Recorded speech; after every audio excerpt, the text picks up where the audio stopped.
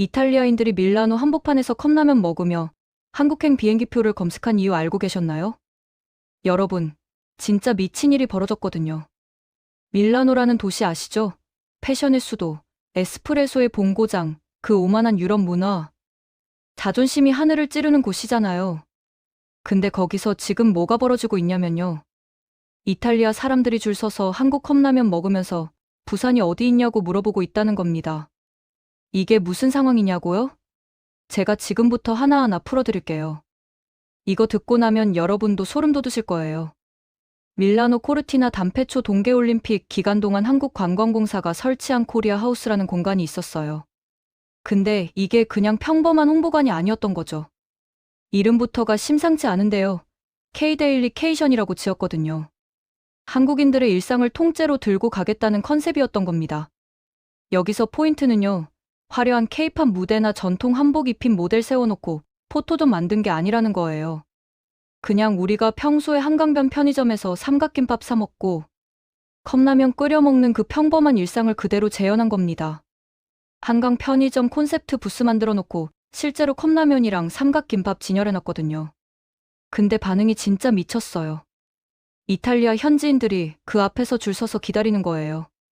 포장지에 적힌 한글 읽으려고 머리 갸웃거리면서 이게 뭐냐고 물어보고 이거 한국 사람들 밤에 진짜 먹는 거냐고 신기해하면서 사진 찍어대는 겁니다. 여기서 진짜 놀라운 건요. 이 사람들이 단순히 신기해서 구경만 한 게 아니라는 거예요. 바로 그 자리에서 휴대폰 꺼내서 부산이랑 제주 검색하기 시작한 거죠. 왜냐면 부스에서 게임 같은 거 진행했는데 거기서 여행지 추천으로 부산이랑 제주가 나온 거거든요. 그럼 바로 검색이에요. 이게 진짜 어디 있는 건지, 거기 가려면 비행기 얼마나 타야 하는지, 숙소는 어떤지 다 찾아보는 겁니다. 올리브영 체험 부스도 완전 난리였대요. 퍼스널 컬러 진단받으려고 줄 서 있고요. K-뷰티 메이크업 체험하면서 거울 앞에서 셀카 찍고 난리도 아니었다는 거예요. 아이돌 메이크업 따라 해보는 코너에서는 젊은 여성들이 완전 몰입해서 립스틱 바르고 아이섀도우 그리면서 이게 한국에서 유행하는 스타일이냐고 계속 물어봤대요. 댄스 클래스에서는 K-팝 음악 틀어놓고 안무 배우는데 다들 진심으로 따라추면서 땀 흘리는 거죠. 이게 그냥 일회성 이벤트로 끝난 게 아니라 진짜 한국 문화에 대한 갈망으로 이어진 거예요. 현지 언론들도 완전히 놀랐거든요. 이탈리아 매체들이 뭐라고 했냐면요. 한국이 관광 홍보를 전시가 아니라 생활로 풀어냈다는 겁니다. 컵라면과 편의점이라는 일상이 사람들을 멈춰 세웠다고요. 소름 돋지 않나요? 우리가 당연하게 생각하는 편의점 문화, 한강변에서 치맥 먹는 문화. 이런 게 유럽 사람들한테는 완전히 새로운 라이프 스타일로 다가온 거잖아요. 이게 진짜 소프트 파워라는 거죠. 전투기 몇 대 보여주고 첨단 기술 자랑하는 게 아니라 우리 일상 그대로 보여줬는데 사람들이 반한 겁니다. 한국관광공사가 이런 전략을 세운 이유가 있어요. 유럽 관광 시장 분석해보니까요. 지 세대가 완전히 주도권을 잡고 있는 거예요. 그리고 이 친구들은 이미 넷플릭스로 킹덤 보고 스위트홈 보고 지옥 보면서 한국 콘텐츠에 완전 빠져있는 상태거든요. 이제 필요한 건 화면 속 한국을 현실로 끌어내는 일이었던 거죠. 밀라노 코리아 하우스는 그 실험의 장이었고요. 결과는 대성공이었습니다. 현지 여행업계 관계자들이랑 미디어 인사들 초청해서 네트워킹 행사도 열었는데요. 거기서 나온 얘기가 진짜 놀라워요. 고부가 가치 관광상품 협업 논의가 바로 시작된 겁니다. 한국을 그냥 경유지로 생각했던 유럽 여행사들이 이제는 한국을 메인 목적지로 잡기 시작했다는 거죠. 3일 이틀 잠깐 들렀다 가는 나라가 아니라 최소 일주일은 묵으면서 제대로 체험해야 하는 곳으로 인식이 바뀐 겁니다. 이게 얼마나 대단한 변화인지 아시겠어요? 근데 이 이야기는 여기서 끝이 아니에요. 경기장 안에서는 또 다른 전쟁이 벌어지고 있었거든요. 대한체육회가 22억 원이라는 어마어마한 예산을 쏟아부어서 급식 지원 센터를 운영했어요. 밀라노, 코르티나 담페초, 리비뇨 이렇게 3개. 클러스터에 각각 센터를 설치해서 하루 2번 점심이랑 저녁에 한식 도시락을 선수촌으로 배달한 겁니다. 대회 기간 동안 약 3,500개 도시락이 제공됐고요. 왜 이렇게까지 했을까요? 그냥 선수들 배 채우려고 돈 쓴 거 아니냐고요? 절대 아닙니다. 이건 완전히 계산된 전략이에요. 선수들한테 밥은 단순한 끼니가 아니거든요. 에너지 공급원이자 심리적 안전장치예요. 낯선 땅에서 익숙하지 않은 음식 먹으면서 경기 준비하라는 건 말이 안 되는 거죠. 실제로 과거 올림픽에서 한국 선수들이 현지 음식 적응 못해서 패스트푸드로 버티거나 아예 끼니 거르는 경우가 많았대요. 그럼 체력 떨어지고 컨디션 무너지고 결국 성적으로 이어지는 거잖아요. 이번에는 달랐습니다. 갈비찜, 제육볶음, 불고기 같은 고기 반찬 위주로 구성해서 단백질 함량 높이고 근육 회복이랑 체력 유지까지 다 계산한 메뉴였어요. 특히 추운 야외 종목 선수들 위해서 발열 도시락까지 준비했거든요. 영하 10도 넘게 추운 곳에서 따뜻한 한식 먹으면서 몸 녹이는 선수들 모습 상상해보세요. 얼마나 든든했겠어요. 피겨 스케이팅 차준환 선수가 인터뷰에서 뭐라고 했냐면요. 배달되는 한식, 도시락 정말 잘 먹고 있다면서 이게 경기력 유지에 엄청 도움된다고 했어요. 쇼트트랙 최민정 선수도 시합 때 체중 많이 빠지는데 밥 잘 먹으면 유지에 도움된다고 말했고요. 이 짧은 말 속에 밥심이라는 단어가 담고 있는 무게가 다 들어있는 거예요. 우리 선조들이 밥 잘 먹어야 힘난다고 했던 그 진리가 21세기 올림픽 경기장에서도 그대로 통한 겁니다. 주방에서 일하는 조리팀 분들은 하루도 안 쉬고 요리로 응원하고 있다고 했어요. 선수들이 경기장에서 흘리는 땀 뒤에는 주방에서 흘린 땀이 있었던 거죠. 새벽부터 일어나서 재료 손질하고 국 끓이고 반찬 만들고 포장해서 시간 맞춰 배달하는 그 모든 과정이 결국 메달로 돌아온 겁니다. 그리고 그 결과가 나왔어요. 한국 선수단의 첫 2개 메달이 모두 설상 종목에서 나왔다는 거 아세요? 스노보드 남자 평행대회전에서 김상겸 선수가 은메달 따냈고요. 그 다음날 유승은 선수가 여자 비계어에서 동메달 딴 겁니다. 근데 이게 얼마나 대단한 건지 설명드릴게요. 먼저 김상겸 선수부터 보면요. 평행대회전이라는 종목 자체가 한국한테 완전 불모지였거든요. 유럽이랑 북미가 독점하다시피 하던 종목이에요. 근데 거기서 은메달을 딴 거예요. 이게 그냥 운으로 되는 게 아니거든요. 스노보드 타고 슬로프 내려가면서 기문 통과하는 건데 순간 판단력이랑 에지 컨트롤이 완벽해야 하는 거예요. 눈 상태 읽고 코스 분석하고 상대 선수 전략 파악해서 100분의 1초 단위로 싸우는 종목인데요. 거기서 유럽 선수들 제치고 메달 딴 거잖아요. 그리고 유승은 선수 얘기로 넘어가야 하는데요. 이 선수 스토리는 진짜 영화보다 더 영화 같아요. 비계어라는 종목 아시나요? 점프대에서 공중으로 날아올라서 회전하고 기술 보여주고 착지하는 거예요. 엄청난 담력이 필요한 종목이거든요. 잘못하면 큰 부상으로 이어지는 위험한 종목이에요. 유승은 선수는 결선 무대에서 완전히 미친 경기를 보여줬어요. 3차례 시기 중에서 가장 높은 2점수 합산하는 방식인데요. 1차 시기에서 사이드 방향으로 4바퀴 회전하면서 87.75점을 받은 거예요. 이게 얼마나 높은 점수냐면요. 단숨에 상위권으로 치고 올라간 점수예요. 2차 시기에서는 방향을 바꿔서 프런트 사이드 회전 성공시키면서 83.25점 추가했고요. 마지막 3차 시기 들어가기 전에 이미 메달권 점수 확보한 상태였어요. 근데 여기서 유승은 선수가 선택한 게 뭐냐면요. 안전하게 가지 않고 더 높은 기술 시도한 겁니다. 결국 착지 실패해서 점수는 낮았지만요. 이 선택 자체가 유승은이라는 선수의 성향을 완벽하게 보여준 거예요. 안주하지 않는 거죠. 메달 따는 것보다 더 나은 연기를 보여주는 게 중요했던 거예요. 이게 진짜 스포츠 정신 아니겠어요? 경기 끝나고 유승은 선수가 인터뷰에서 한 말이 진짜 울컥하게 만들거든요. 설명할 수 없을 만큼 행복하다고 했어요. 부모님이랑 코치님, 자기 도와준 모든 분들한테 감사하다면서 눈물 흘렸고요. 순위보다 즐기고 오겠다던 약속을 공중에서 증명했다고 말했어요. 이런 마인드로 경기하는 선수가 얼마나 될까요?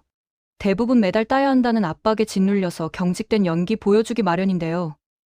유승은 선수는 즐기면서 최선을 다한 거예요. 근데 이 영광 뒤에는 지옥 같은 시간이 있었어요. 유승은 선수가 올 시즌 시작 전에 훈련 중에 오른쪽 손목이 부러진 거예요.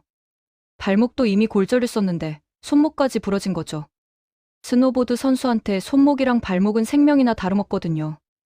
착지할 때 충격 흡수하고 균형 잡는데 필수적인 부위잖아요. 근데 둘 다 부러진 거예요. 올해 초에 유승은 선수가 스노보드 그만두려고 했대요. 너무 힘들었던 거죠. 부상 재활하고 다시 타고 또 다치고 이 악순환이 반복되니까 지친 거예요. 초등학교 3학년 때부터 보드 타기 시작했는데 계속 부상 불운에 시달렸대요. 정말 운이 없었던 거죠. 그래도 유승은 선수는 포기하지 않았어요. 지난해 12월 중국에서 열린 비계어 월드컵에서 7위하면서 감각을 찾았고요. 올림픽 직전 미국 스팀보트 월드컵에서 준우승하면서 한국 선수 최초로 비계어 월드컵 메달 기록한 겁니다. 이 반등의 궤적이 그대로 올림픽으로 이어진 거예요. 유승은 선수가 시상식 후에 한 말이 정말 인상 깊었어요. 지난 1년 부상으로 힘들었지만 그 시간이 오히려 다음엔 더 잘할 수 있다는 용기를 줬다면서요.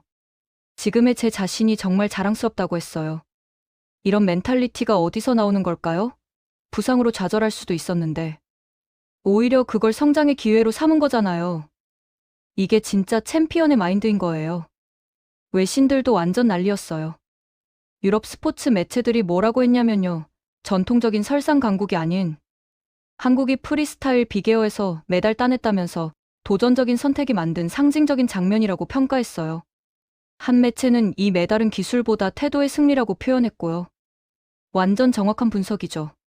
유승은 선수의 승리는 단순히 공중에서 몇 바퀴 돌았다는 게 아니라 절대 포기하지 않는 한국인의 정신을 보여준 거거든요. 이 동메달이 얼마나 역사적인지 아세요? 한국 여자 선수로는 처음으로 올림픽 설상 종목에서 딴 메달이에요.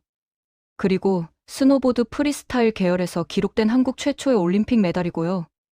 김상겸 선수 은메달에 이어서 설상 종목에서만 2개 메달 동시에 나온 것도 이번이 처음이에요.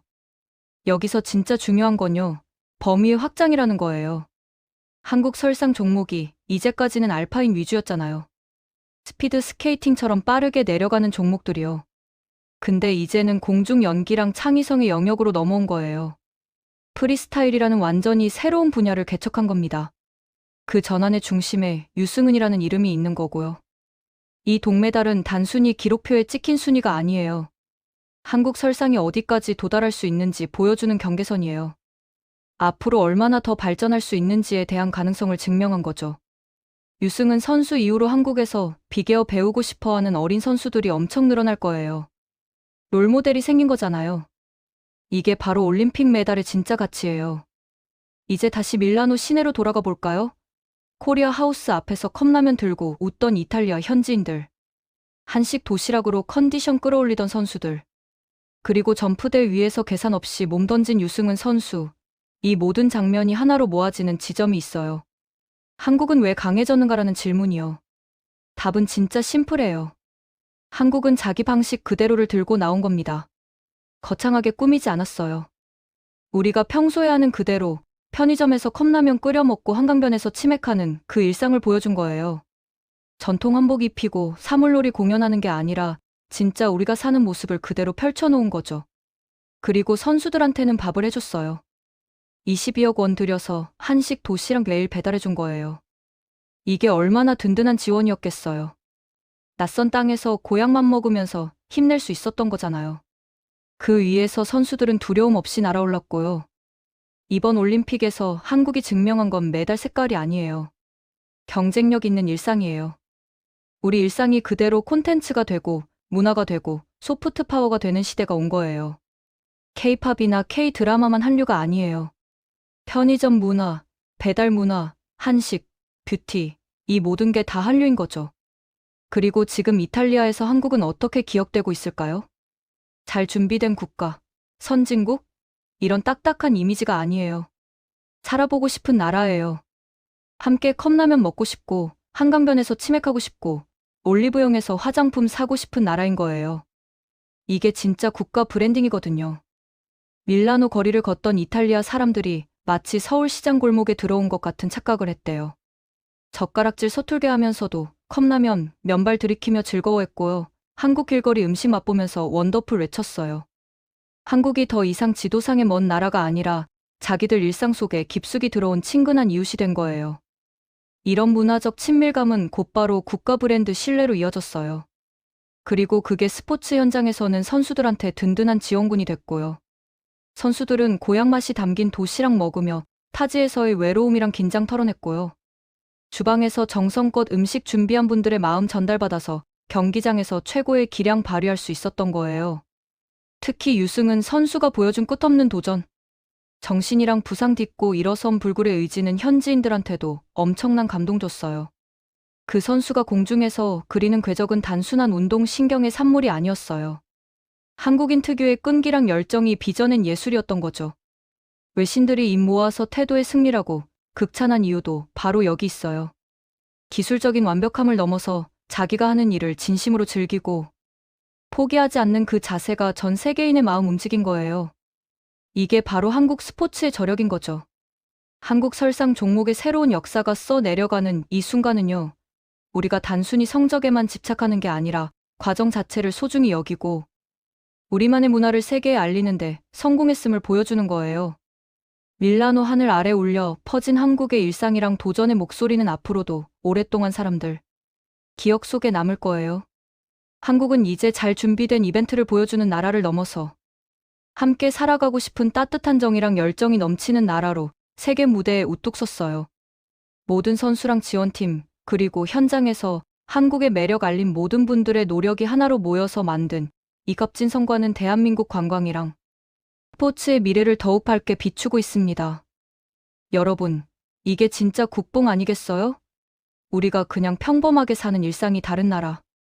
사람들한테는 엄청난 문화 콘텐츠가 되는 거잖아요.